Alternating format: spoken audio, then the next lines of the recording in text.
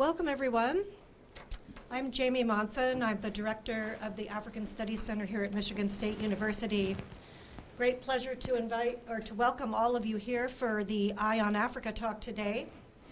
It's part of our regular series on Thursdays at noon when we feature speakers who talk about contemporary issues, cutting-edge research, hot topics, and more related to African studies. And today we're just delighted to have Shingi Mavima with us. He's a PhD candidate here at Michigan State University. He's in the newly forming Department of African American and African Studies. And he's doing a dissertation on popular culture titled Popular Expressions of Pan-Africanism and Southern African Nationalisms, Transformations, Tensions, and Reconciliations in South Africa and Zimbabwe. He has a couple of publications out on themes like Afro-based traditions in rap, literature and discourse on the Gukurahundi massacres, and stories of struggle, intractability of early African fiction from nascent African nationalism in Rhodesia from the Journal of Pan-African Studies. Shingi Mavima is also a performer. He's a poet and also involved in music. So we're really delighted to welcome you here to talk about Mugabeism after Mugabe 1 year later. Welcome, Shingi. Thank you so much, Jamie. Really appreciate it. And thank you so much for having me. I've been coming to these things for 5 years and looked at in awe at the, who's who of speakers we've had here. And now I can add my name to that illustrious list, and that's, if nothing else, that's something. I want to begin by taking a moment to recognize the victims of the Thousand Oaks shooting this morning. And that's here. Then in Zimbabwe, there was a bus crash where 40 people died in Rusape. So take a moment to bid farewell and call for peace upon their families and others. So, oh, right.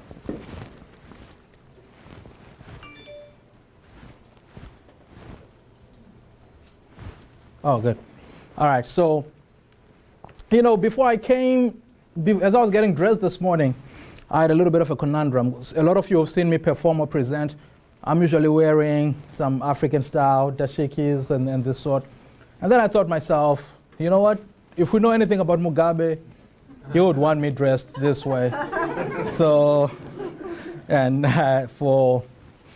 hopefully we get into some of that for those who didn't immediately latch on to that joke. All right. So for 30 years, Robert Gabriel Mugabe ruled over Zimbabwe in what was always, and increasingly so with the passing of the years, a polarizing reign. Contemporary scholars analyze his ideals, policies, and legacy through a theoretic framework they have dubbed Mugabeism. This framework, to which different scholars attribute different tenets, provides both an opportunity for historical scrutiny of one of the continent's archetypal, anti-colonial, and post-colonial figures, as well as an insight into how his legacy and reactions thereto might influence the social, political economy of Zimbabwe going forward. In this presentation, we look at the evolution of Mugabeism over the decades and, critically, ways in which the country is attempting to cultivate, for the first time, a national identity not singularly defined by Uncle Bob, as we call him. So that's what this is. What it is not, however, is a talk on the demise of Mugabe last year, which was very exciting. But Dr. Michael Bratton already gave that presentation. So go back in the Eye on Africa archives and check that out. Also, it is also not just a talk on what has happened in the past year, elections and all, because Dr. Peter Pinar did that earlier, so also go check out his presentation. So what are we talking about? So what I'm going to do is we'll start off by defining Mugabeism, what it is and what it isn't. Then I'll touch on Mugabe. A lot of times we think about Mugabeism, we think of Mugabe as the president of Zimbabwe, but we'll talk a little bit about the the formative stages of the man and his ideology going back into the colonial era. Then we'll talk about seminal moments in his rule that sort of speak to this concept of Mugabeism. Then we'll talk about how Mugabeism is enduring in the aftermath of his, so over the past year, which is almost to the day, right? I think it was November 8th. Yeah, I think it's around, it was around now when all this was going down. So then we'll conclude. So let's go. So scholars are trying to define Mugabeism, and one of the leading scholars of this is Sabelo Gacheni Ndlovu, who has described it as being defined by three identifiable ideals. The first one is this selective articulation of national history, right? This sort of narrow view of what constitutes a Zimbabwean, what constitutes patriotism, what constitutes, so in which then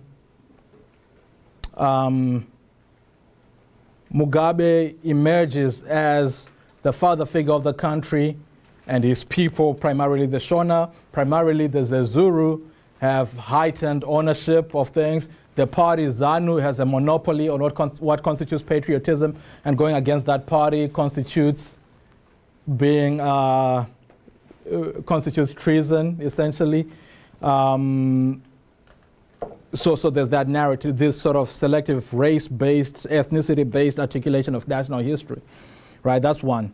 The second thing is the primacy of the land question as the impetus behind anti-colonialism. So if nothing else, we fought for the land, right? So that's the second thing. And the third thing that Ndlovu Gacheni speaks on is this obsession with the preservation of sovereignty, of anti-imperial sovereignty. And to quote one of the foremost poets of our time, Kanye West, "You can't tell me nothing." That's sort of what Mugabe works with as far as his relations with the West, right? This is, and we'll see more of that.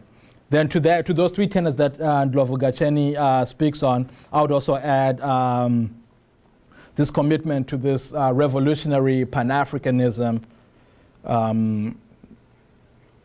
that is really a throwback to the likes of Kwame Nkrumah and Sekou Toure. So this is what defines Mugabeism.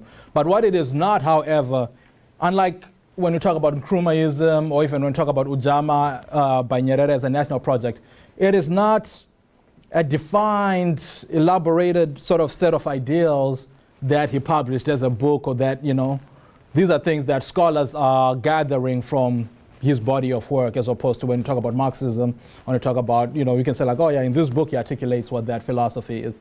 So this is not that. This is more, in fact, there's one book actually of his that is published, which is pretty interesting because he's a preeminent scholar, but the one book that he has came out in the 2000s, and it's inside the third Chimurenga, Our Land is Our Prosperity. And we'll talk a little more about that. So I started talking a little bit about this this selective history, right? A key component, I explained this earlier. So Mugabe comes into politics in the 60s after having done a tenure in Ghana, teaching and going to college. But he essentially takes over power from Dabaningi Stole, right, who is the founding president of ZANU, right, who is the founding president of ZANU. And this happens around, I think, in 1976. And it's just, to put it mildly, it's dirty how it goes down. But somehow he finds himself as the leader of ZANU, right? But immediately as he takes over power, he gets to the work of sort of shifting this narrative, right, to center it around himself, to center anybody who could possibly be a challenge to his power as the enemy, right? We see this a lot in in independent Zimbabwe, but what I'm saying is this started happening back then, or the rearticulation of the narrative to suit the primacy of him and his as what Zimbabwe is. So, for example, I was reading the memoir by Vesta Stoller, who's Dabaningi's widow, and she makes this comment that I thought was very interesting. Chitepo, right, who was the chairman of ZANU up until 75 when he died, who died by way of a car bomb in Zambia. Now he becomes the pillar of, he's one of these iconic figures of ZANU-PF, the way he's talked about, right? One of these progenitors of the ZANU-PF struggle. But she makes this comment, Chitepo did not die in ZANU-PF as he is being portrayed today. He died as a member of the Sitole-led ZANU, right? So he dies before Mugabe becomes the leader of ZANU-PF. And he died under the leadership of Ndabaningi Stoller, who's Mugabe's sort of nemesis, right, in stories. But because of his stature as this nationalist, he comes in as a, if you just heard them talking about it, you would say he died as a ZANU-PF member who was serving under Mugabe. So this is the way this history is kind of spoken about. Here's another example. When you talk about the second Chimurenga, right? The second Chimurenga is the armed struggle for independence in Zimbabwe, right? The seminal moment that everybody talks about as being the moment that the second Chimurenga started was the Battle of Chinoi in 1967, right? However, an argument could be made that, and Phoenix Ndlovu was writing about this, that the killing of Peter Oberholzer by the Crocodile Gang, this was in Manicaland, I think it was in 1964, essentially began the second Chimurenga. It was the first sort of armed activity that happened. So by some definition, that could be marked as the beginning of the second Chimurenga. However, within ZANU, there was sub-ethnic schisms, right? So Mugabe himself is a Zulu. The likes of Chitepo and others are Manyika. So there was a conflict between them. Situating the second Chimurenga as having started in Manicaland, the land of the Manyika, takes something away from that narrative, right? So now we shift it and we talk about it as if it started 3 years later in the heart of Mashonaland and in the heart of the Zulu land, which plays out nicely for the narrative of Mugabe's as a Zulu man, and that being the center of the struggle. So you see this sort of selective articulation of history, even going back into the pre-independence era. So, quick question. I mentioned Ndabaningi Stoller, right, who was the founding president of ZANU and essentially the founding father of the armed struggle in Zimbabwe. Does anybody know where this, has anybody seen this street before? On social media or anything like that? All right. So this is actually in Ghana, right? In Zimbabwe, there is no trace of Ndabaningi Stoller anywhere, right? So he's getting recognition by the Pan-African community, right, across the board. But in Zimbabwe, there's no streets named after Ndabaningi Stoller. Maybe if you go to his homestead, you might see something. But yeah, so this kind of speaks to that. And I'm just going to play this short video of, these are the slogans that they used to do, right? That the militants, I think this is taken in 1979. So the Zanla militants would go into the villages and rally the people up, you know, for the fight and, you know, get support that way. So let's see this comrade lead folks in this slogan. Sorry. Okay.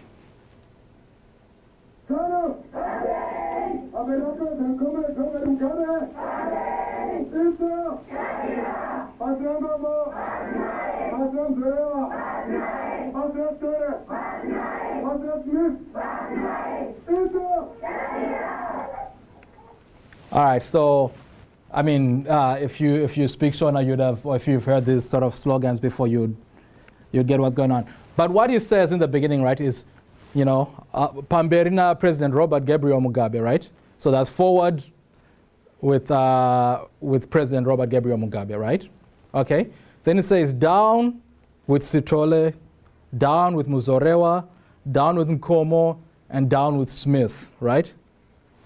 he is literally putting other militants, other leaders of the struggle who are just not a part of his faction on the same level as the colonial power he is fighting with, Smith, right? So in the same sentence that it says down with Sithole, the founding president of his party, he ends that by saying down with, so he considered them as much a threat to Zimbabwe as the colonial power was, right? So this is that rewriting of history. You start to see this. Okay. Sorry. So the second definitive thing of, another definitive item that we spoke about, the second one that Sabelo speaks of is contestations regarding land ownership are a definitive facet of the settler colonies, right? Some of you would have seen Trump's tweet a few months ago when he was talking about, oh my God, there's white genocide in South Africa, you know, and you know, it was bogus, of course, but it speaks to the way in which land in these settler colonies, South Africa, Zimbabwe, Namibia, continues to be a very sensitive issue, right? So for this was not strictly so regardless of who had emerged to lead Zimbabwe into the post-colonial era, this was always a question they would have to contend with. Because there are very few settler colonies on the scale of Zimbabwe, right? It was always primed to be a case study on land redistribution either way. So the fact that in the region, Zimbabwe gets its independence before Namibia and South Africa, right, by at least a decade, this was always going to be the one we watched to see how these places where there's a white settler, minority settler colony who have ruled for decades was going to be handled. So this takes us to the Lancaster House negotiations, which happened in 1979. The Lancaster House negotiations are the negotiations out of which Zimbabwean independence comes, right? So it's the Rhodesian government, the British government, and the likes of Mugabe and this African nationalists sort of negotiating how they were going to transition into independence. So I found this little write-up from the BBC, and things were progressing until the question of who would own the land, right? It's one of the toughest issues because the whites were only 5% of the population and owned 80% of the good land, right? So when then Lord Carrington brings the draft of the Constitution, and there is no mention of this land. So they're really trying to sneak one past us, right? Like trying to get, you know, and you know, Mugabe and Como, they just blow up, and they're like, no, nothing else is happening after this. So what they end up agreeing on was this: the land would be redistributed the first 10 years on a willing seller, willing buyer basis, but you could only buy the land back in foreign currency, all right? So the farmer had to be willing to sell it to you, and you want to buy it, but you can only buy it in foreign currency. But the British government vows to fund this, or at least help fund this, right? And the cost is in the billions. You know, if they are going to pay everybody for the farms, and it's in the billions. And the target for the first 10 years was set at redistributing land to 162,000 African families. So by 1990, 162,000 families should have the land back. Put a pin in that. We'll get back to that.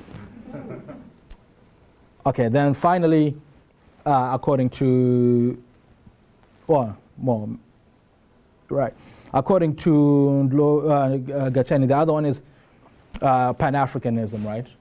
So before his political career, Mugabe had spent time in Ghana soon after its independence, 1958, and attended the Kwame Nkrumah Ideological Institute while he was also teaching on the side. This was where he developed his Pan-African and socialist leanings and would go on to join the ranks of other founding father revolutionaries. Zimbabwe's struggle for independence was, in its nature, Pan-African, with practical and ideological support from neighboring countries. His Pan-Africanism was incidental and grew more conspicuous during his tenure because at some point, he was the only one left from that generation, right? Still in power, or really alive, maybe Kaunda. But so now he kind of stands tall when we think about contemporary Pan-Africanists, because everybody else is long gone, Nyerere and Nkrumah and the like. But he grows out of that family of revolutionary African leaders who were Pan-Africanists to the core.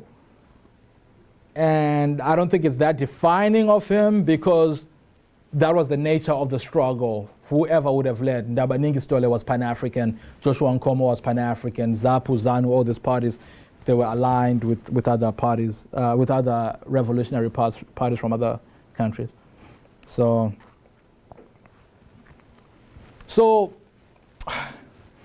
his anti-imperialism, it's not as cut and dry as he might, at least at this point, it wasn't, you know, as it grew to be. Because on one hand, he is fighting the colonial power. So I guess he's anti-imperialism in that way. And he's also sort of kind of picking up this sort of Marxist, sort of socialist ideals of governance, right? So that's what he is intending to govern the country as. So in that way, he's definitely opposed to the West, right? But on the other hand, he is like a renowned Anglophile, just in awe of everything British, right? So that's why I made that joke about how he would want me to dress if he was here today. For example, famously, who knows who performed at Zimbabwe's Independence Day in 1980? Bob Marley does, right? So that's amazing, right? You get Bob Marley, arguably the biggest Pan-African singer of all time, really, possibly, to come and perform. And he's got a song named Zimbabwe, which bangs. And he comes and he performs, right? Storybook, romantic, Pan-Africanist story. If Mugabe had had his way, Bob Marley would not have come. He thought he was too rugged. He thought he was too dirty to perform. Who he wanted instead was Cliff Richards, who was this white British sort of crooner. That's who you'd have wanted. And he has no revolutionary relevance. He would have just been there as entertainment, you know? So it was the likes of Tekere and these other folks who actually fought for that, to have Bob Marley come. So that's a little tidbit. Or for example, he's the patron of Zimbabwean cricket, right? And cricket is the most British thing since tea and crumpets. But this is what he has said about cricket. Cricket civilizes people and creates good gentlemen. I want everyone to play cricket in Zimbabwe. I want ours to be a nation of gentlemen.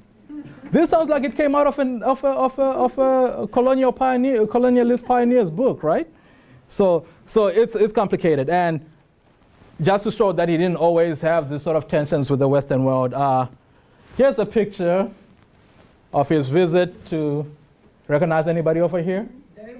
That's Dr. Wiley. So this is his visit to MSU back in 1990 when he actually got an honorary degree from here. And he he was just in heaven with that. You know, you can clearly. We were hoping to forget about it. So that happens, right? Then independence comes about, and it's very conciliatory, kind of adopts this tone. If yesterday I fought you as an enemy, today you have become a friend and ally with the same national interest, loyalty, and duties as myself.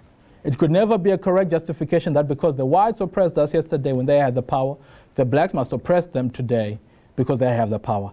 And evil remains an evil whether practiced by white against blacks or blacks against white. Wow. This is the word right here, right? So, and I think possibly there is evidence that they were, at least in some parallel universe, he was sincere about this, right? And you see this in the way that, for example, the new government, a lot of some of the leaders from the Rhodesian government retained their positions. I believe the head of agriculture remained the same. But importantly, what stayed the same was the military groups, right? So the Rhodesian Defense Forces, right? So let me take it back a little bit. Towards the end of the war, there were two prominent African militant groups, right? There was the ZANU militants, who are Zandla, who were leading in that chant earlier. Then there were the ZAPU militants, who are Zipra, and that was led by Nkomo, right? So they are both fighting the Rhodesian Defense Forces, right? But also there's tensions between them, so they don't fight each other, but they don't necessarily get along, right? So with the advent of independence, they are now being consolidated under the leadership of the Rhodesian Defense Forces, right? Seems like logical, right, that you have a standing army and you're bringing the other groups in under it. But if you talk about it, that they're being consolidated under their enemy, right, who they have fought in the past 5 years, 30,000 people have died in the struggle between them, and all of a sudden they're being, and the gap between the militants and the politicians, African militants and African politicians, is key here, because they are not necessarily being consulted about these moves, right? So now they are being consolidated under their enemies, but they're also being consolidated with each other. They don't necessarily get along. To make matters worse, they have to disarm. The Rhodesian forces don't have to disarm because, you know, they're the status quo. So they have to disarm. Now imagine this, you've been fighting these folks for like 15 years, right? You've lost a lot of your comrades. And now we're saying, all right, not only are they going to be your leaders now, but you have to put your guns down and they'll keep theirs. And the Rhodesian forces, they played this up. They were driving around, you know, the rural areas within their tanks, sort of, right, just to show that we still have this, right? You won the war, but look how that played out. And also, part of the disarmament process was bringing these folks, these militants, into camps together, like disarmament camps, assembly points, we call them. This is all in 1980. And these resemble like sort of like wartime guerrilla camps, right? So again, it's very uncomfortable in your own country now, in your own independent country, that you have to be here as a process. So anyway, tensions are flaring. And what people start to do, especially the Zipra folks, because they were the minority now, right? And the party had done okay in the elections, but ZANU had still came out the winner. They start hiding some of their arms, you know, sort of, you know, who knows where this is going, right? So instead of disarming, they start hiding some of their arms. Some of them get really frustrated and start, you know, sort of just sabotaging, you know, sort of bombing things. But they're still in wartime mentality and they don't really know what's going on. Then the big thing that happens is at a campsite in Tumbane, which is in Matabeleland, a lot of arms now, cached arms, are found, right? And that leads to this moment we call Gukurahundi, which is Mugabe, and I say Mugabe here because sometimes you blur the terms when you talk about ZANU and stuff, but this was a Mugabe project, primarily. A group, exclusively Shona, group of Zanla militants, gets trained in North Korea, comes back and runs havoc in Midlands and Matabeleland, right? Now bear in mind that those dissidents earlier, the Zebra dissidents, they numbered at most 200 to 400, right? But he goes into the Matabeleland area and Midlands where ZAPU had much of their support and just routinely kill and maim and rape and do these things. So between 1982 and 1987, 30,000 people. And you know, the literature is still kind of vague on this. Some estimates have it at like 10, upper end, like 30,000 are killed in these regions, right? Rural Matabeleland, rural Midlands. So already we're starting to see, we are starting to see this sort of divide because he targeted where the Ndebele people live, right? So we're starting to see this sort of Mugabeism where Zandla and ZANU and the Shonas are the be-all and end-all of being Zimbabwean. Because that decade is actually described by many pundits as the miracle of Zimbabwe because the economy was doing well and all these other things were looking good. Nobody is really talking about this, right? They also have control of the media, so talk about that selective history.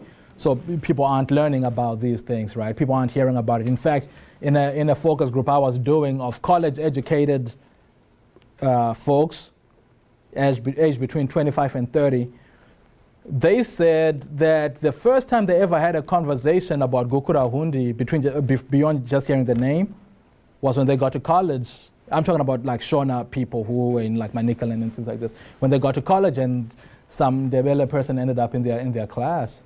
So people don't know about these things, you know. Now but we'll talk a little more about that. But This is what Mugabe had to say when he was confronted about what if you are really going after the dissidents, why have you killed 30,000 people? Where men and women provide food for dissidents, when we get there, we eradicate them. We don't differentiate when we fight because we can't tell who is a dissident and who is not. So you kill 30,000 people in pursuit of this 200 because I can't tell the difference, right? So this is a seminal moment in Mugabeism. The other seminal moment, right? You know, I'm talking about a couple here. There's a lot we could talk about. So remember, I said they meant to redistribute the land, and by 1990, 162,000 should have been given back to 162,000 households should have the land, and the British were helping to fund that, right? So by 1990, only 52,000 of the targeted 162,000 families had been resettled under the willing buyer, willing seller scheme, right? Because, you know, the sellers have to be willing, but why would they be willing? They're making a killing. After the restrictions on land reform collapsed, the government put in place the Land Acquisition Act, meaning they could now unilaterally grab the land, but still compensate the farmers for it. So the farmers didn't necessarily have to be willing at that point, but they still had to be paid if the government decided to take their land. So this was also done lethargically. You know, it was, I don't think at that point, the economy was doing well and it was dependent on agriculture. So I don't think Mugabe and the government were really intent on doing that. I'm talking about the early 90s, right? It's just kind of doing it here and there, but they're not pressing on it. So, but three things happened. One, ESAP, right, which is the Economic Structural Adjustment Programs that were implemented in Zimbabwe, made the economy much tougher for the masses. I think up until the early 90s, primary school fees there had been no fees for primary school. Now people are starting to pay. People are getting retrenched as sort of companies streamline to save money. So people are there's economic upheaval, right? And with this push, in 1997, the government gives out $50,000, which is at the time was the equivalent of 4,000 American dollars, to war veterans, right, who were like a big lobby group, right? But bear in mind that this was like, for all intents and purposes, it was a bush war. So there is no records of people who were drafted or these things, right? So everybody was like, yeah, Bo was there when we were in the war. Give him 50,000 too. I saw him. Then they're just giving money, you know, like that, right? But also this hadn't been budgeted for. So now that just really starts to tank the economy. Furthermore, so overnight, I think this day is called Black Thursday or something, November 13, 1997, the dollar lost 73% of the Zim dollar, 73% of its value overnight. And that starts this downward spiral.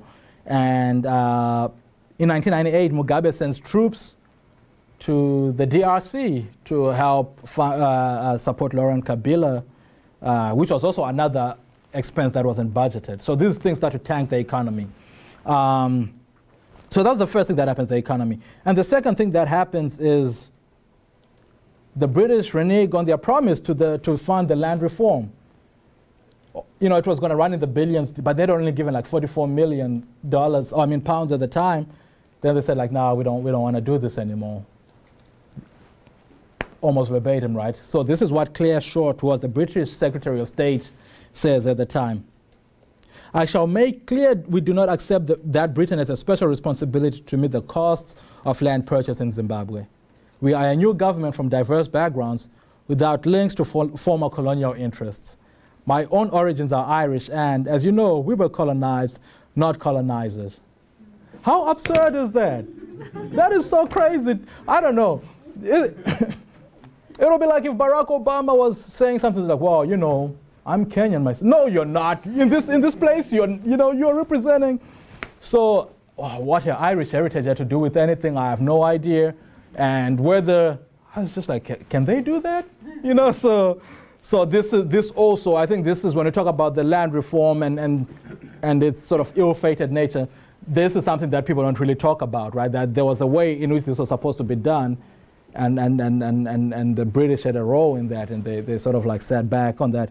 Then finally, the third thing that happened that sort of leads to the third Chimurenga, which I'll define a little bit, was that because of these political pressures and economic pressures, the opposition party starts to come up as well. The MDC, Movement for Democratic Change, comes onto the power out of like student activism and trade union groups, right? So it's a powerful force now.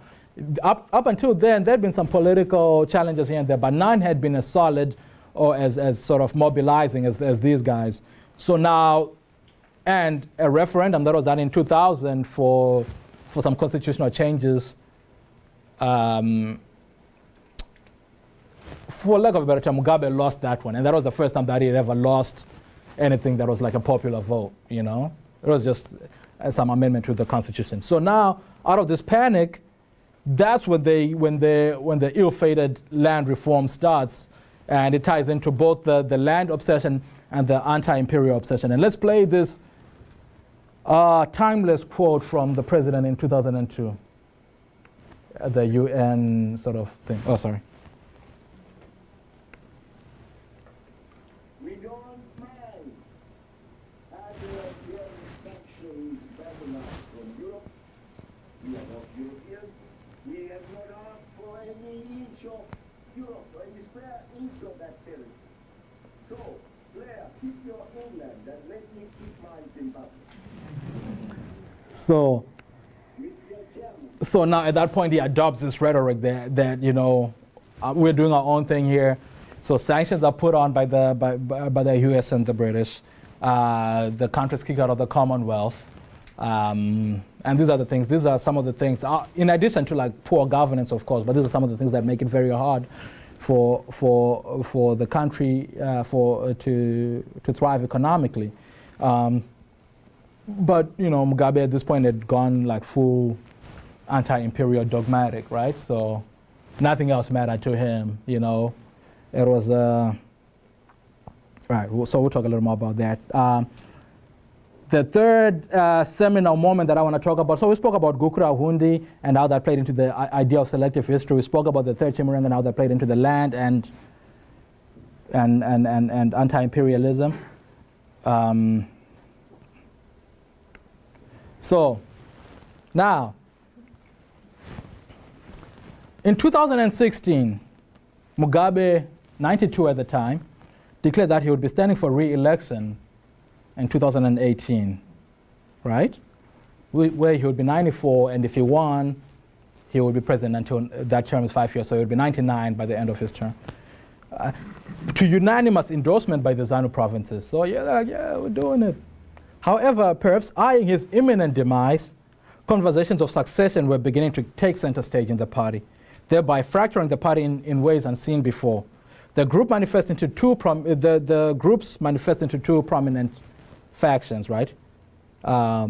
Again, Dr. Bratton and Peter have spoken about this, and they did a great job with that. So there's two groups. The one was called the G40 group, right? And these were loyalists to Grace Mugabe, and among them were Jonathan Moyo, who's this spin doctor who was at the time the Minister of Tertiary Education. Xavier Kasukuwere was the political commissar at the time. Then the other group is called Lacoste, right? Lacoste, based on the Lacoste logo, which is a crocodile, and it's named for Emerson Mnangagwa, who at the time, for a long time, was the vice president of Zimbabwe, right? Well, not for a long time because they had replaced somebody else a couple years earlier, but he had been a long time Mugabe ally, going maybe like 50 years.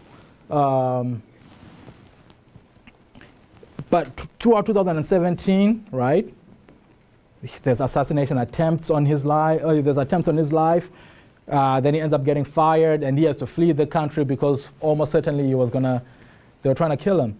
But who's allied with Mnangagwa? This is key, right? So there's some big-time ministers, Chris Muchanga and the likes. But importantly, the military is aligned with him, right? So these are sort of the two factions going at it. In a manner of, so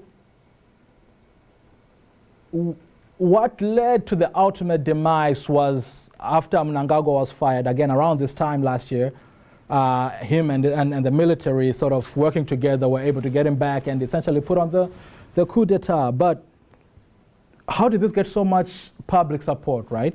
In addition to the fact that people were just tired of Mugabe's BS.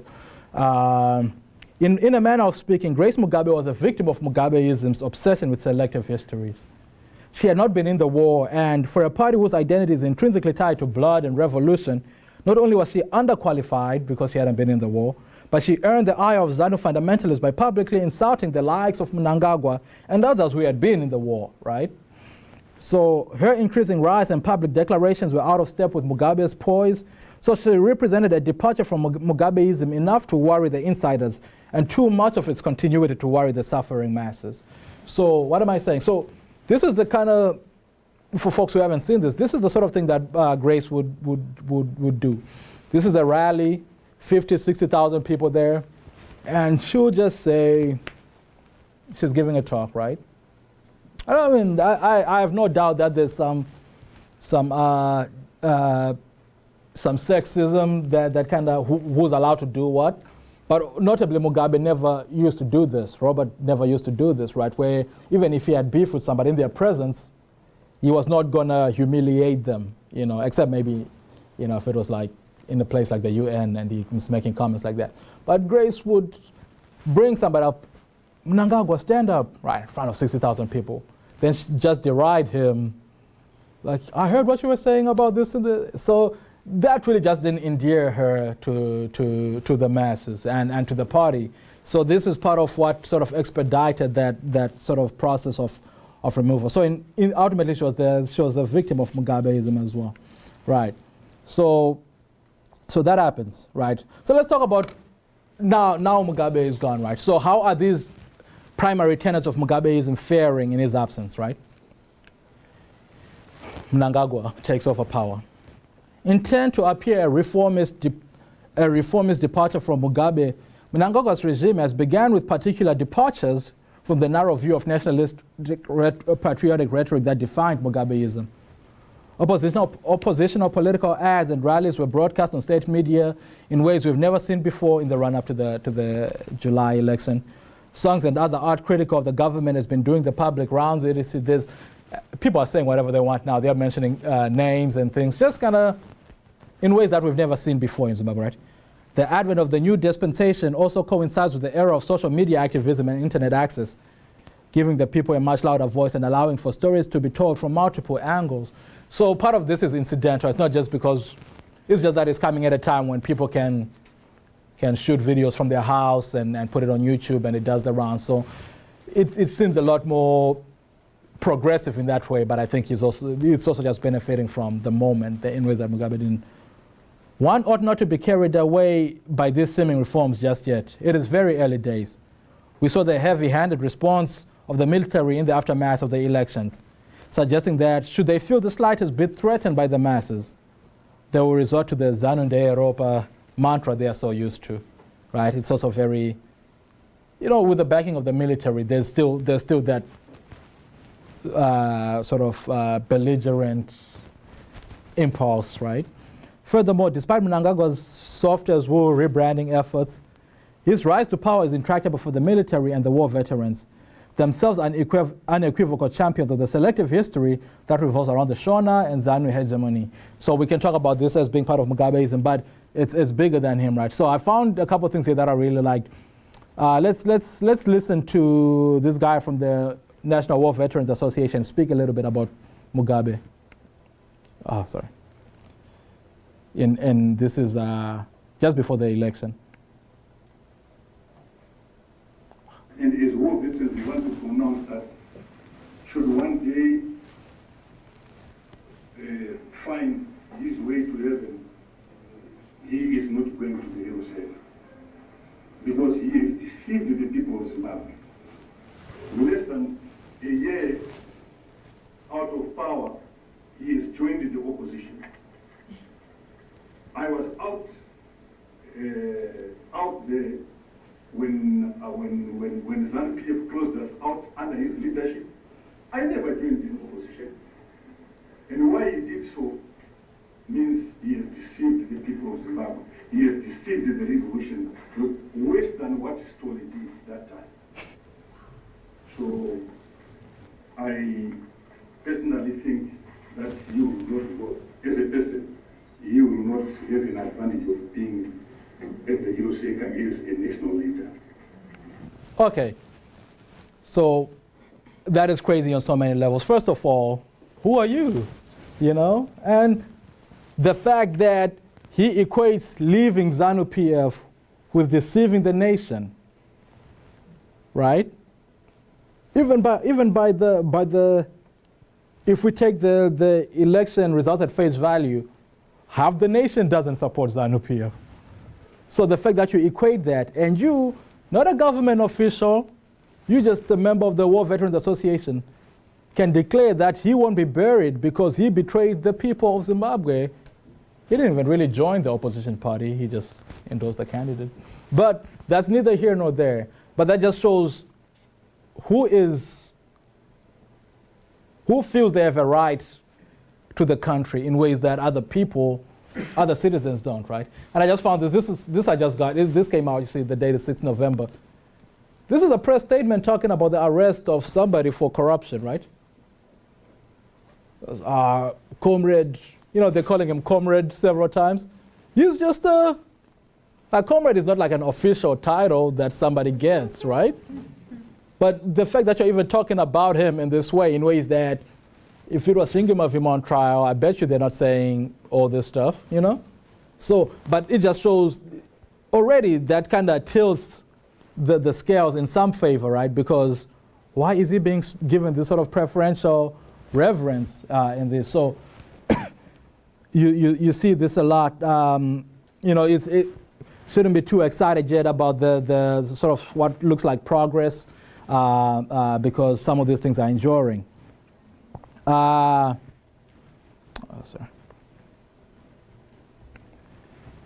So anti-imperialism, how's that going? So central to Mnangagwa's rebranding efforts has been the Zimbabwe is open for business sort of slogan. During the Mugabe era, and particularly in the last 2 decades, economics often seemed to be viewed as peripheral compared to the anti-imperialist dogma. You know, it's almost as if you took the give me liberty or give me death thing a little bit literally, right? We would have rather starved than look like we were groveling. It was the old adage of burying yourself alive to prove that you can use a shovel. This is sort of what Mugabeism politics at the end was. There was no conciliatory talk surrounding the removal of sanctions under Mugabe. In an attempt to depart from Mugabe's foreign policies, Mnangagwa has been on the charm offensive. He is in spaces we haven't been in years. I think that was in Switzerland, at the Davos conference.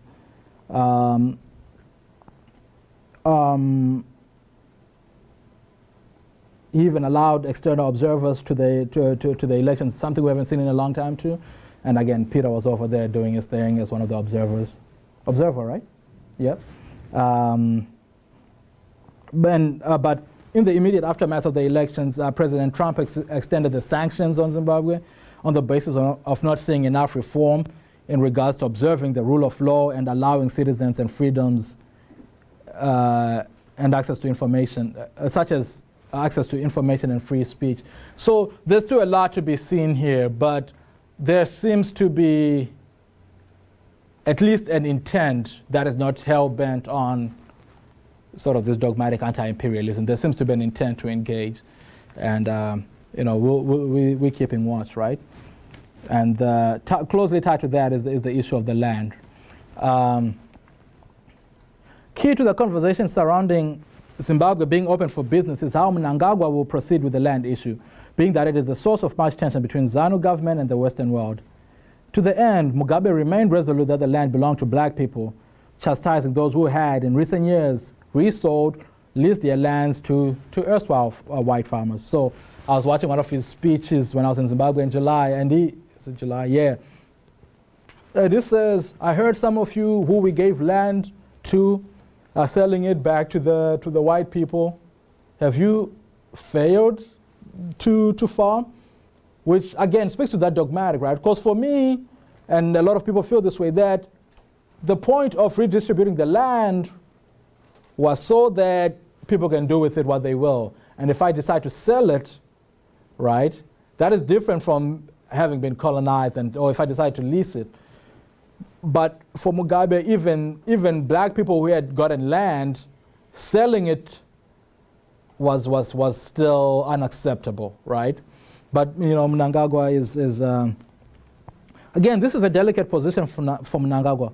On one hand, redistributing the land to Africa, there's a lot of resonance with the Revolutionary Party and among the people. Part of my study, we were talking about this, is sort of seeing how the masses feel about different things. And of 20 people that I asked about the land reform, only one, when I was in Zimbabwe, only one unequivocally said they didn't care for it. Everybody else said, like, we like this part, or it had to be done, but then they'll explain what their grievances were. So it's a very popular, at least in theory, with the people, right?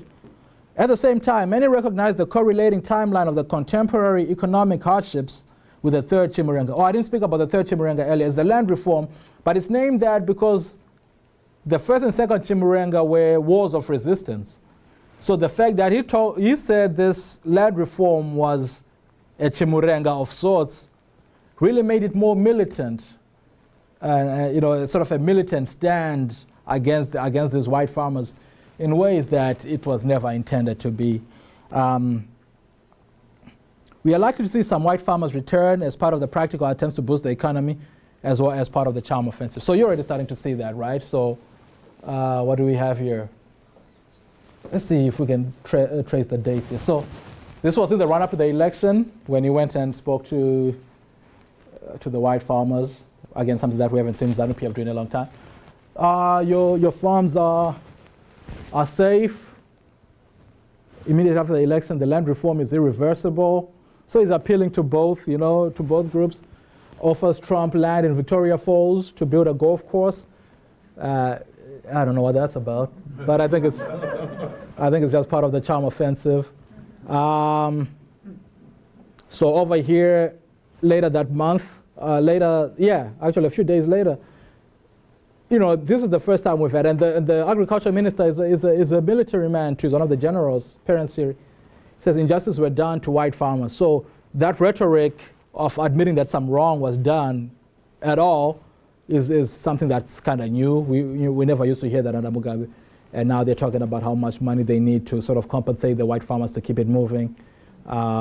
So he's kind of, we'll have to wait and see how it plays out, but definitely it's slightly positive to see some of this rhetoric of owning where things went wrong, and also sort of positive to see that they don't seem to just be intent on putting the country onto the sales block.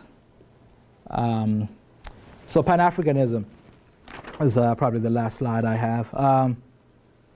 In July 2017, that's like 5 months before his demise, Robert Mugabe made a $1 million donation to the African Union to fend off the dependency on external funding, and in a bid to inspire other African leaders to do the same. Because the African Union likes to talk about itself as this force, right?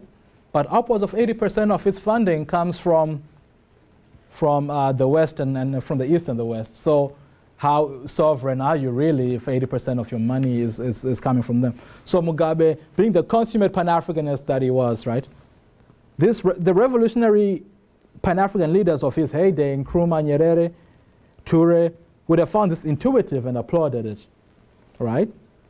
But this came with so much backlash from the Zimbabwean populace. Because we're starving here, you're giving these folks money? Now, watch this. In May 2018, First Lady Auxilia Mnangagwa relinquished her post as a chairperson of the Southern African Regional Caucus of the Pan-African Parliament to concentrate on various initiatives that she is spearheading as the wife of the president. Now, she had been in this position since 2015. So we see it moving in a different direction now, right? Because she is leaving the Pan-African, while Mugabe was willing to put Zimbabwe on the back burner to advance this Pan-African cause, we see, albeit by proxy, Mnangagwa leaving a Pan-African position so she can focus on domestic matters. So there are crises at home, and while relations with neighbors will no doubt remain cordial, we are likely to see a vacillation between the inward-looking nationalism and globalism, right, which is that appeal to the West and China, with the intermediary step that is pan-Africanism being skipped. Right now, Mnangagwa, he's in Guinea, but he's in Guinea, and part of the big thing he's seeking in Guinea is support in petitioning the West to remove sanctions on Zimbabwe. So it's not. ZANU and Mugabe had revolutionary giants whose arrival to the Pan-African Party were revolutionary giants whose arrival to the Pan-African Party had been delayed. So they came into an exciting Pan-African moment, now committed to taking down the apartheid regime, right? Came into the heyday, like, okay, join the frontline states, we're going to go against this apartheid regime. Mnangagwa's reign begins at a very different Pan-African moment. He is not the big man arriving late to the party. He is the infant with much to prove in order to sit at the big boys' table. Contemporary Pan-African is taking cues from those with things to offer the continent. So Ethiopia will now grant visas upon arrival to all Africans. Kagame has taken the lead in the Pan-African passport, etc. And if you see this, these are the leaders, these are the spaces where some progress has been made, right? So it's almost like you have something to show for before you step to the Pan-African table and say you're offering something. Conversely, unlike Mugabe, Mnangagwa's Pan-Africanism is entirely a plea for help. Then I said that Guinea thing. I expect to see Zimbabwe under Mnangagwa playing a peripheral role in contemporary Pan-African. That's what I anticipate is going to happen. They'll be a part of the Pan-African family, of course, but I don't anticipate to see them in any sort of leadership roles. So, in conclusion, what can we take from all this, right? So, when Mugabe came into power, people were on the continent were sort of playing around with alternative political economic systems, this left-leaning things, Marxism, socialism. At their core, Mugabe's politics were a relic of colonial and immediate post-colonial era, when Gaviist calls for Africans still riled up the masses towards Pan-Africanism, where socialism was an opposite and potentially equal ideology that anyone concerned with the colonial process ought to entertain seriously. Mnangagwa comes into a weary Africa whose better performing economies are ones that have opened up markets to foreign investments. There's significantly less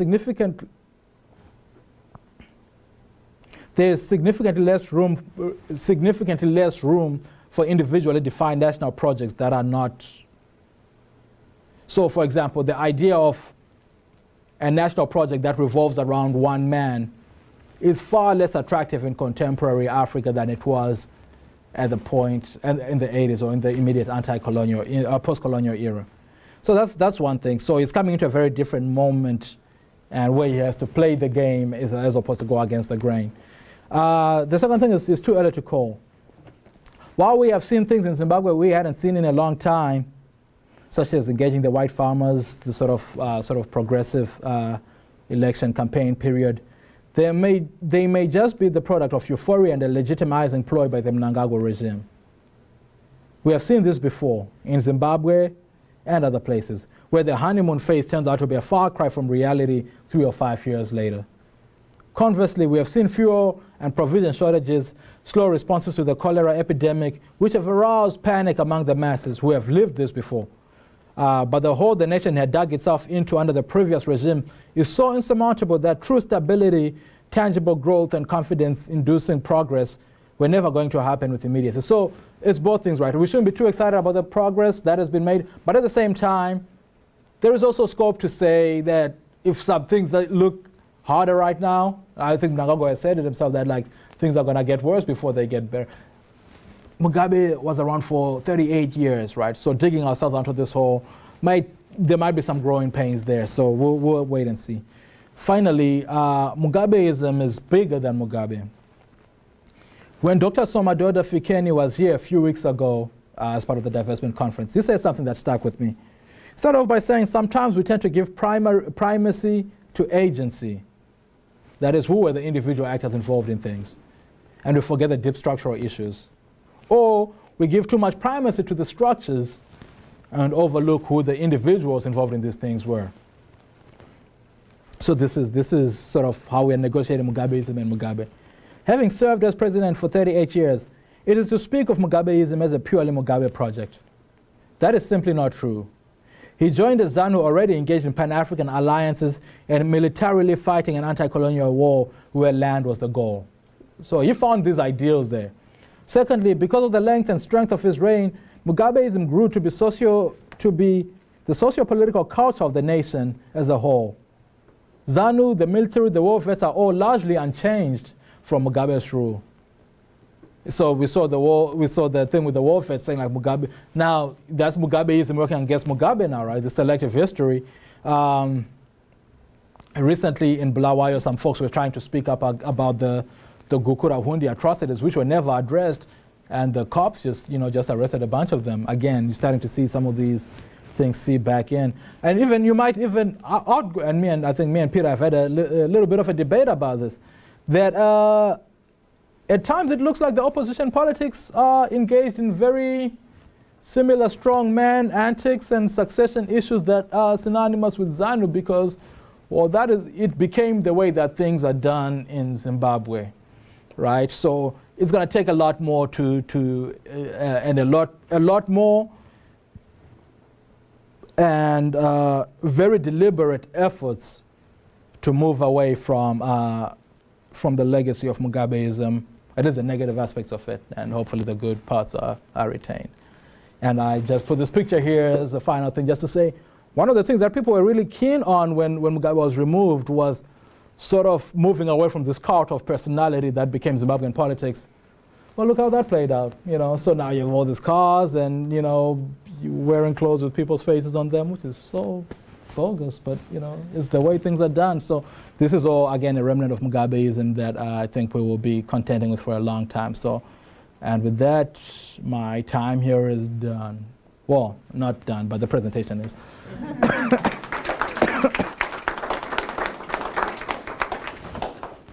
you so much, Shingi, for a very insightful presentation, and especially appreciated some of the popular culture that you brought in, showing us some of your own focus and expertise. We have lots of time for questions, and we'll pass around the microphone. And don't forget, the microphone is not to amplify your voice, but just to be sure that your voice will be heard on the live stream, which we're recording. So, open for questions.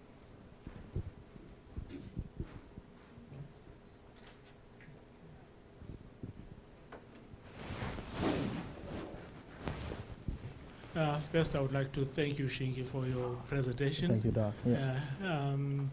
I just have a short comment. I might have other comments later, but I just have a short comment about your conclusion. Mm-hmm. You have mentioned the opposition in your conclusion, but I noticed that you did not talk about the so-called bootlicking, which has also transferred from Mugabe to the opposition. Mm-hmm, mm-hmm, mm-hmm. We'll take a couple. Yeah, right now, yeah, so. Thanks for the most interesting presentation. Thank you. I had two questions. In the last part, you mentioned that Mugabeism is bigger than Mugabe. Would you consider that Mugabeism is not as much a Zimbabwean phenomenon, but also could be considered an African phenomenon? Is just specific for Zimbabwe, or could you say that several similar phenomena you can see in other African countries? The other question was regarding the land reform. Mm-hmm. The land reform in Zimbabwe would qualify like a racial policy? So, all right. Okay.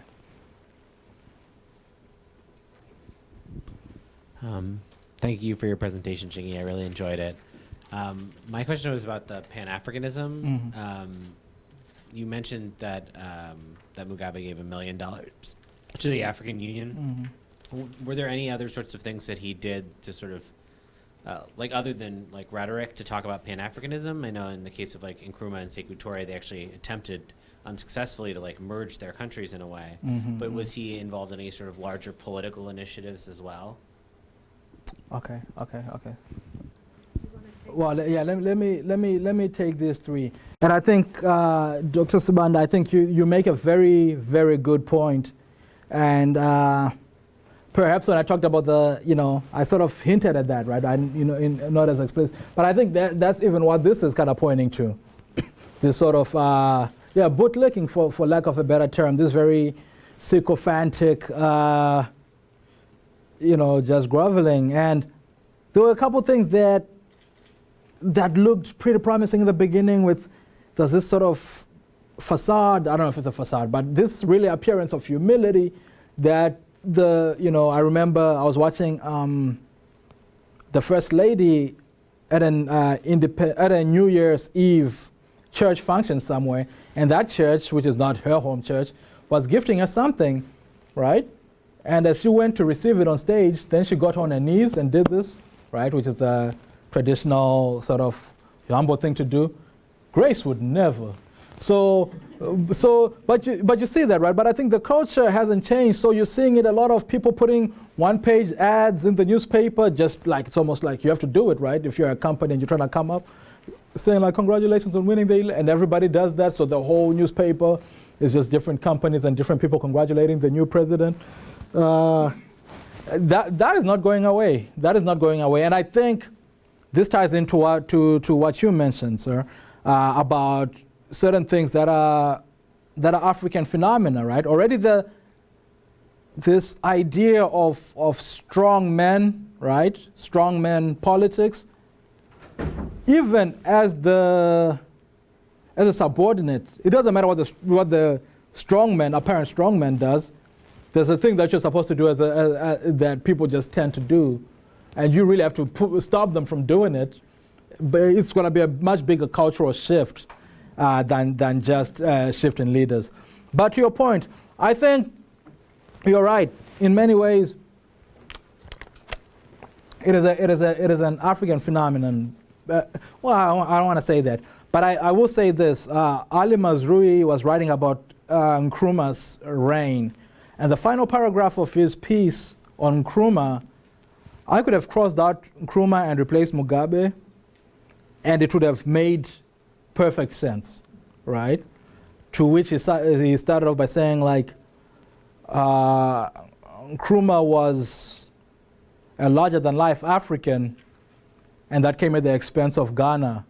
This sort of, I don't remember it verbatim, but there is this thing where his pan-Africanism actually ended up being at the detriment of his domestic politics. So you see these things. What makes Mugabe unique, though, or at least distinct, I won't say unique, is in this moment, he is literally the last of a dying breed, right?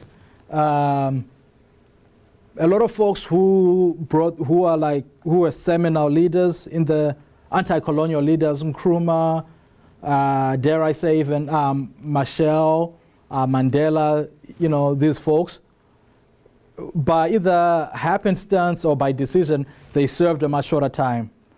Then the ones who served a long time, the Kamuzu Bandas and stuff, they're also long gone. So, and also, a lot of them were not leaders of settler colonies, so they had a slightly different type of politics that they were dealing with. So Mugabeism adds that land issue, which other folks in administrative colonies never had to contend with. So there are a couple of things that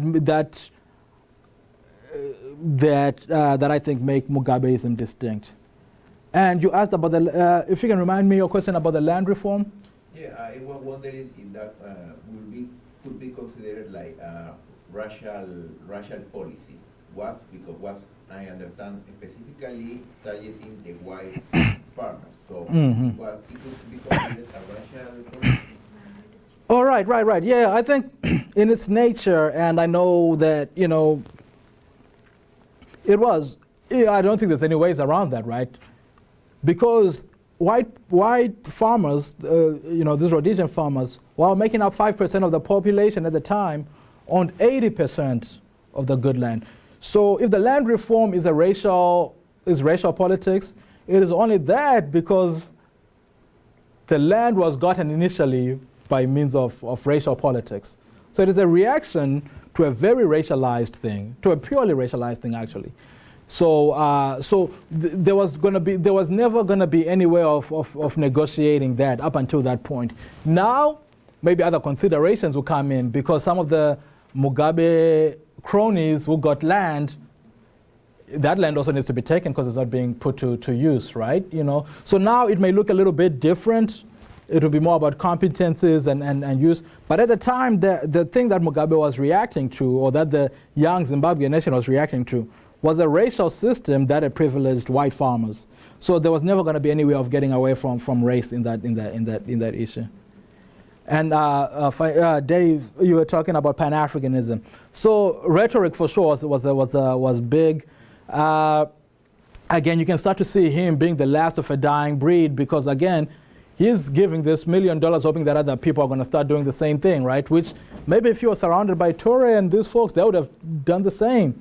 But he's just there by himself now. Nobody else is thinking like that. But what else has he done? He was serving on the, as the African Union chair for a while. He'll give, asylum to Mengistu and this sort of this old boys club type of pan-Africanism. But I think, off the top of my head, I can't think of any other thing that he did that was on that level of pan-Africanism. Yeah. Thank you so much, Shingi. I have an interested question coming from the university. Wonder if you could say something about the universities, about intellectuals. How does Mugabeism affect scholars, academics, and do you see something changing now? So yeah, this is a very, very good question, because as I thought about what tenets I would add to Mugabeism myself, Pan-Africanism was for sure one, and the other that I sort of danced around was his commitment to educational development, right? So I think he is like 7 times degreed. He's without a doubt one of the most, if not the most educated, at least decorated intellectual leader of recent times across the world. And you see that reflected in Zimbabwe, routinely showing up on the list of countries with the highest literacy rate in the continent, and again across the world, whatever that counts for, is something else. So you see that the universities that came out too, and one of the biggest things that he was able to do, especially in the first decade, was the numbers of people who were going to school just went through the roof. It was something that he was very, very committed to. But again, the sort of dogmatic politicking at the expense of economics really became his demise. So for example, I think in 2016, one of the bigger protests were college graduates in their gowns going into the city and playing soccer in the street as a way to say, like, hey, we have nothing to do. We are all graduated and we can be on a Monday in the afternoon, we're out here playing soccer, just to show you that we are all dressed up and know where to go, So to that extent, the level of education really, at least tertiary education, tanked. And the promise now is really, and add to that too, the sort of selective telling of histories, which really maligned a lot of some of the more foremost scholars who felt they couldn't practice their scholarship in Zimbabwe. So they are all Sabelo Gachenindlovu, who I cited a lot here. He is in South Africa. Now, I don't know if he's in South Africa for those reasons, but I'm saying folks who tend to be critical of Mugabe tend not to be scholars in Zimbabwe.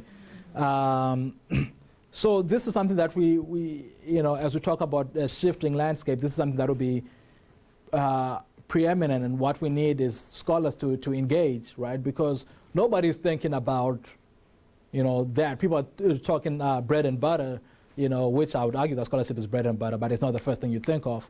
So I think we need scholars to be more engaged in pushing that change, yeah. I have a two-pronged question. And also going back to your example of him providing funds to the Pan-African body in Africa.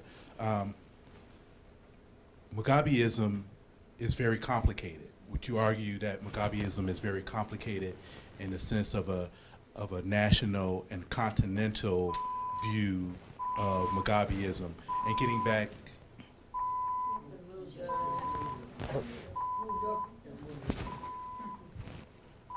What?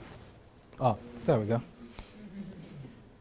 Yes, please. And so what I mean by complicated is that here he is donating money, but on the other end, we all know how much money he robbed the country of, and having, you know, homes in various different countries and traveling, you know, to Asia and what have you, and having homes in South Africa.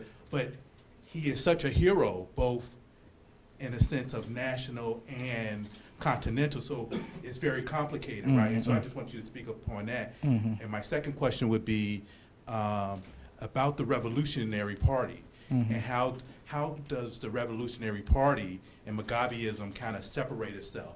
Or will we always see the Revolutionary Party, ZANU-PF, in power?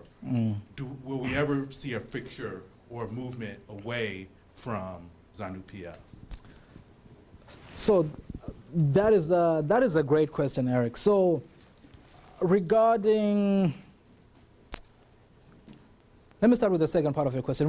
I think we will, right? I think we will. I think even with the way this last election went, right, the allure of the revolution is waning. And again, I'll dip into some of my my subjects when I was interviewing folks, right? Now you have like these 20-year-olds who were born not only far removed from the revolution, but they were born into a Zimbabwe that's already on the downhill, you know. So they have no reference point for a good Zimbabwe, right? They don't care.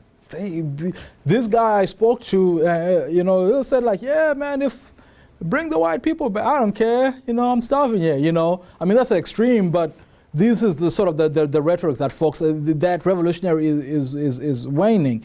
And it's also just a matter of lifespans, right? The more there's fewer and fewer revolutionaries left, you know. So now you get people in government who were nowhere close to that, right? And they're rising, and they're like the stars. They're who are going to be the leaders soon.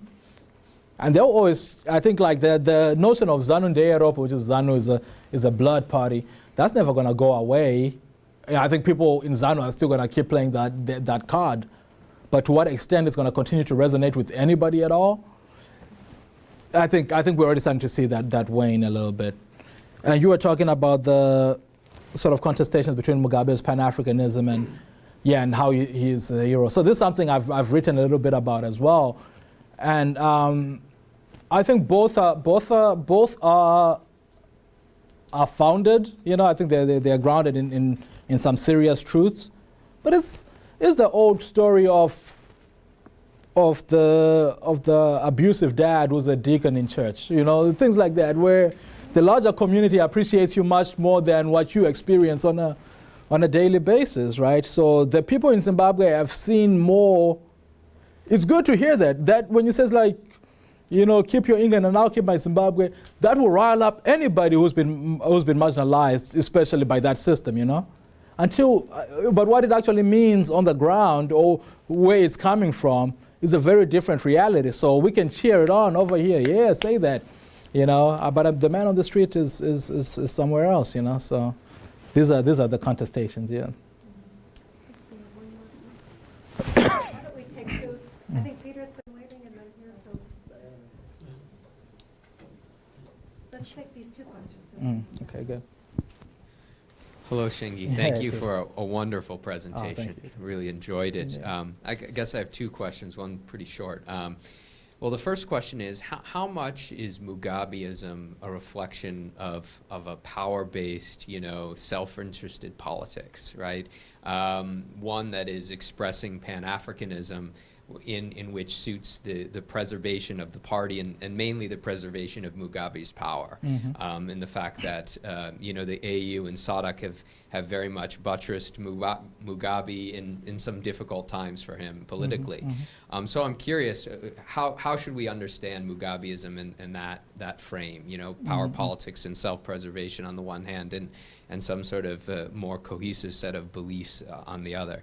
And the second piece is, my understanding is Mugabe has some family roots in Mozambique as well. And I'm wondering, does that play a role in Mugabe's psychology, of his understanding about what it means to be a Zimbabwean and how he fits into sort of Zimbabwe overall?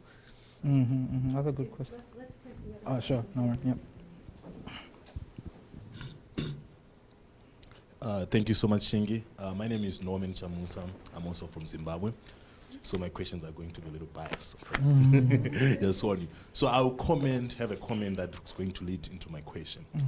So you asked about how Mugabe as a pan-Africanist. So I feel like Mugabe really believed in pan-Africanism, even to the way that when Gaddafi of Libya was still alive and he wanted to form these United States of Africa and the African dynasty currents to trade our mineral resources, Mugabe really supported him.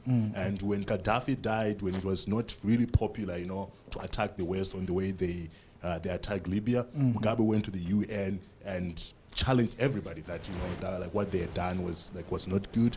So it was not even just in the rhetoric, even in terms of respect. He respected to be consulted and to be guided by other African leaders. In 2008, after the elections, and went crazy, like he did a one-man race and things were going hard. He could listen to other African leaders, like in SADC, Thabo Mbeki, did the negotiations, and he respected that, throughout his life.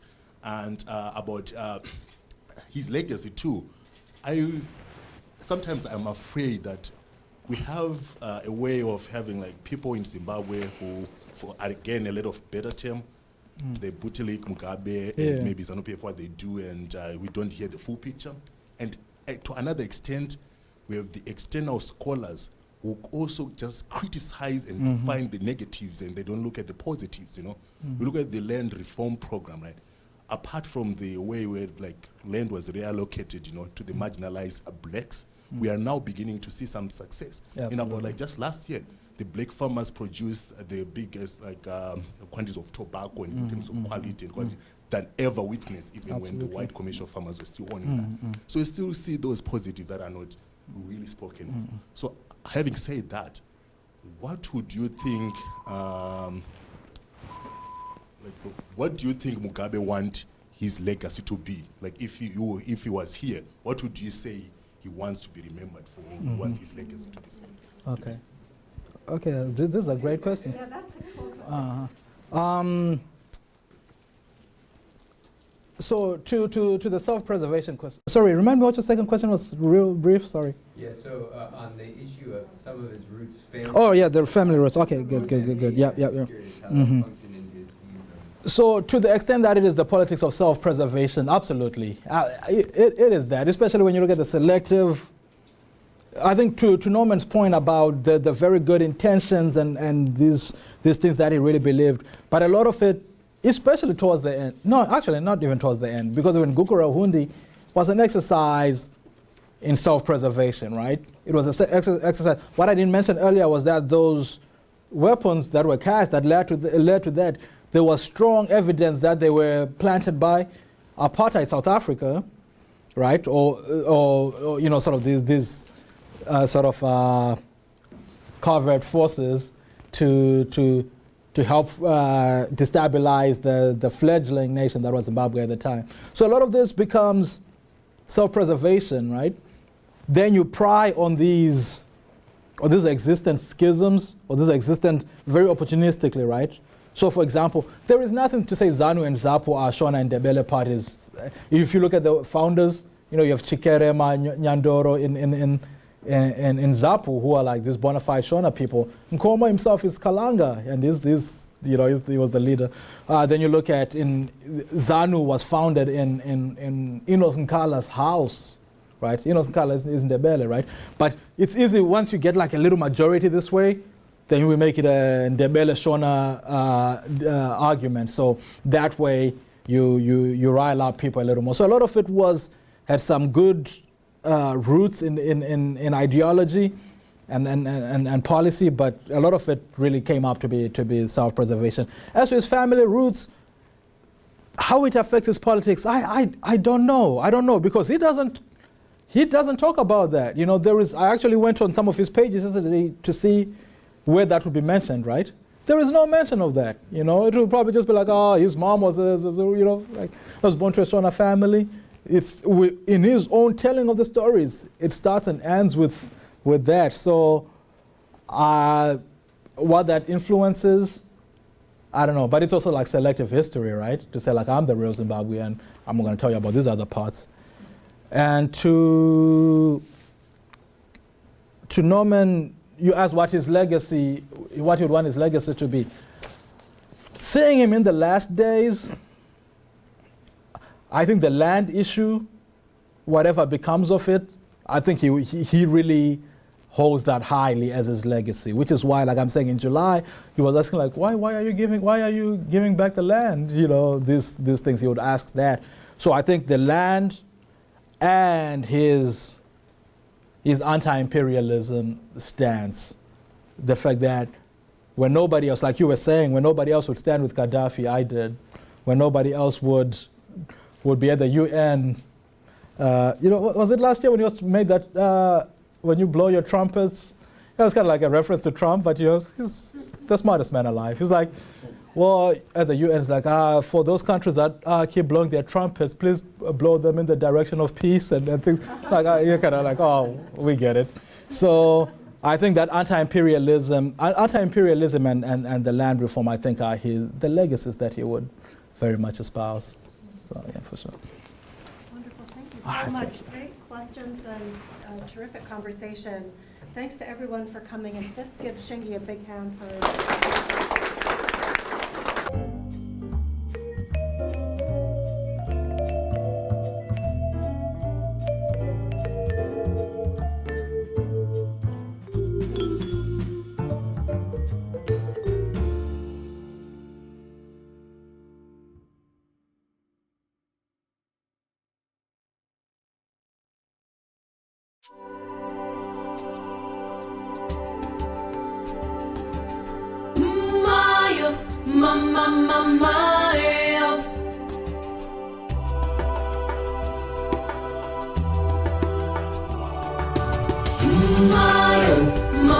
Mama,